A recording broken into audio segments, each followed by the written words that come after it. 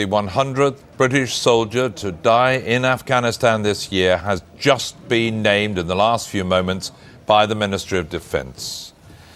Let's just tell you a little more about him. He was a soldier with the 1st Battalion, the Royal Anglian Regiment. His name is 23-year-old Lance Corporal Adam Drane.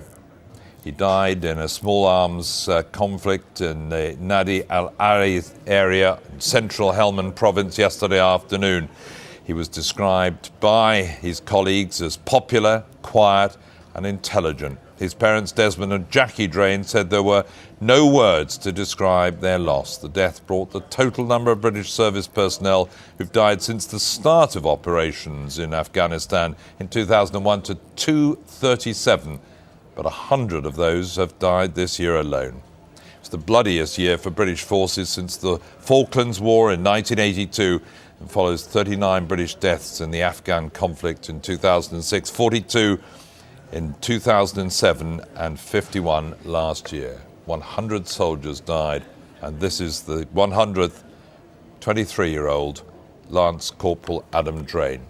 As tributes to him were being paid today, the Defence Secretary reiterated the importance of what he called this vital mission. He was speaking in Afghanistan, from where our defence correspondent Jeff Mead sent this report. Defence Secretary Bob Ainsworth was in Afghanistan as news came through of the 100th British fatality of a war for which he currently bears day-to-day political accountability. And our feelings are with the family and friends who will be feeling his death more keenly than anyone else. But here in Afghanistan, there is a sense of very real progress in this mission, that we are putting things where they need to be, and the mission in Afghanistan is of vital importance to our national security back in the United Kingdom, and people have to understand that that's the reason why we are here. He flew to see some of Britain's forces at their most exposed outposts, the forward operating bases, where Taliban positions are within 2 miles and attack regularly. This is where the bullet came out? Yeah, no, that's where it went in. That's where it went in? Yeah. No equipment complaints this time, though, as a young Coldstream Guardsman showed how he escaped death when a bullet to the head ricocheted harmlessly around his Kevlar helmet. Luke Fitzpatrick hasn't told his mother. And she's going to now see the whole story on Sky. Then it was meeting Grenadier Guards and discuss with Afghan allies a new approach being trialled of not always combating the enemy head-on, but holding them at a distance to let stability spread like ink spots from village to village. The soldier who died was serving with the Grenadiers, but they wouldn't stop to mourn. Not yet anyway. I think often when we're here, we've got a job to get on with, so in many ways it's easier. We're not bombarded by media, we don't see any media, and when we do it's a month too late.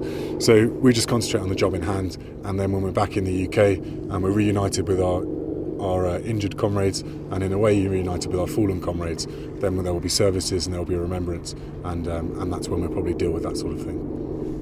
This is a war in which there are 2 distinct body counts. The Taliban dead, never divulged by the government for fear of offending Muslim opinion, and the British killed, rarely off the front pages. And people fighting the conflict here say that's led to a distortion, where their successes are rarely reported and not understood.